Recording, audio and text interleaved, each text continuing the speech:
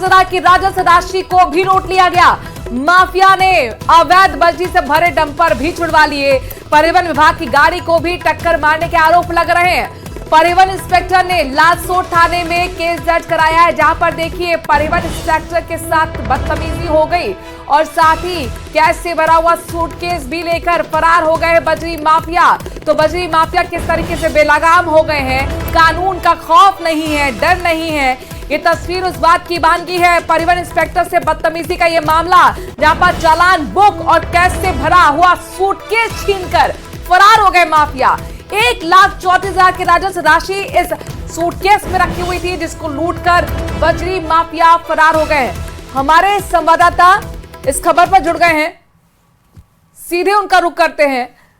बजरी माफिया बेलगाम हो रहे हैं। सवाल ये कि आखिरकार जब परिवहन विभाग ही एक्शन करने पहुंचा, उसी के साथ लूटपाट हो जाए, उसी की गाड़ी को टक्कर मार दिया जाए, तो फिर आगे क्या उम्मीद की जाए? हुआ ही कैसे ये सब कुछ?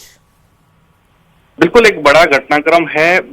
जो बजरी माफिया हैं वो पूरी तरह बेलगाम नजर आ रहे हैं। सवाई माधोपुर के इलाके से दौसा में बजरी आती है और लालसोट क्षेत्र में आज परिवहन इंस्पेक्टर मुक्ता सोनी कार्रवाई करने पहुंची थी और 2 डंपरों के चालान भी कर दिए गए थे। लेकिन बजरी माफिया इतने बेलगाम हो गए कि उन्होंने जो परिवहन इंस्पेक्टर है उसके साथ बदतमीजी की और जो जब्त शुदा जो डंपर हैं उनको छुड़वा कर ले गए और उनकी गाड़ी को टक्कर मारी गई। और उनकी गाड़ी में एक सूटकेस रखा हुआ था जिसमें 1,34,000 रुपए थे, साथ ही चालान बुक थी, उसको भी ये बजरी माफिया ले गए हैं। अब जो परिवहन इंस्पेक्टर है वो लालसोट थाने में पहुंची है, उन्होंने मुकदमा दर्ज कराया है। राजकार्य में बाधा, जान से मारने की धमकी देने का मुकदमा दर्ज कराया है। और जो बजरी माफिया थे उनका एक वीडियो भी सामने आया है, उनमें वो जो परिवहन इंस्पेक्टर है उसको बाड़मेर तबादला कराने की धमकी देते हुए नजर आ रहे हैं। ऐसे में लालसोट क्षेत्र में बजरी माफियाओं के बेलगाम की तस्वीर सामने आई है। पहले भी इस क्षेत्र में इस तरह के घटनाक्रम काफी हुए हैं और यहाँ बजरी माफियाओं के हौसले बुलंद हैं और जब भी कोई सरकारी एजेंसी जब कार्रवाई करने जाती है तो इसी तरह का उन्हें विरोध का सामना करना पड़ता है। जा रहा है, भड़काया जा रहा है, लूटपाट कर ली जा रही है, टक्कर मार दी जा रही है गाड़ी में। ये सब कुछ हो रहा है दौसा के अंदर। आशीष, कितने लोग थे जो ये बजरी माफिया के रूप में इस तरीके के धमकाते हुए नजर आए हैं? साथ ही अब इनकी पकड़ के लिए क्या पुलिस ने कोई एक्शन लिया? बिल्कुल, परिवहन इंस्पेक्टर से हमारी बात हुई है। पहले जो डंपर में करीब 3 से 4 बजरी माफिया थे, जब उनको रुकवाया गया तो उन्होंने फोन करके अपने साथियों को बुला लिया। फिर वो कारों में बैठकर करीब 35 से 40 लोग पहुंचे हैं और उन्होंने राजस्व जो आशीष, अब देखना होगा पुलिस कब तक एक्शन लेती है और एक्शन लेना बेहद जरूरी, चूंकि यहीं से मैसेज जाना चाहिए कि कानून के आगे किसी का राज नहीं चल सकता। खबरों में आगे बढ़ते हैं, मानसून सत्र की बात करते हैं। आज पहला दिन मानसून सत्र का। प्रधानमंत्री नरेंद्र मोदी ने इस दौरान विपक्ष पर जोरदार बड़ा हमला बोला है। पीएम ने कहा कि पिछले सत्र में विपक्ष ने लोकतंत्र का गला घोटने की कोशिश की।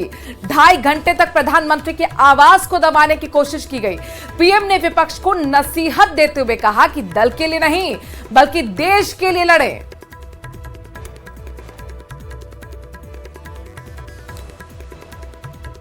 देश बहुत बारीकी से देख रहा है कि संसद का यह सत्र सकारात्मक हो, सृजनात्मक हो और देशवासियों के सपनों को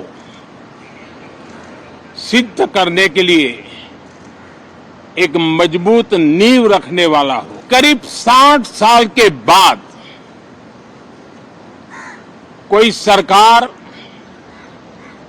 तीसरी बार वापस आए और तीसरी पारी का पहला बजट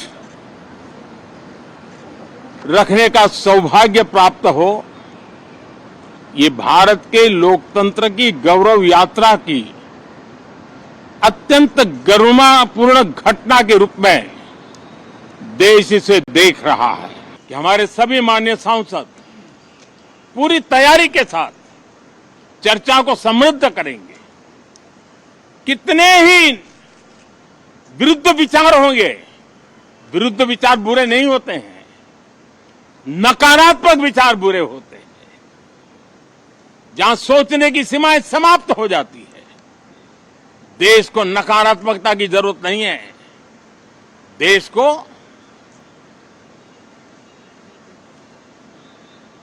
एक विचारधारा, प्रगति की विचारधारा, विकास की विचारधारा, देश को नई ऊंचाइयों पर ले जाने वाली विचारधारा से हमें आगे बढ़ाना होगा। मैं पूरा आशा करता हूं कि हम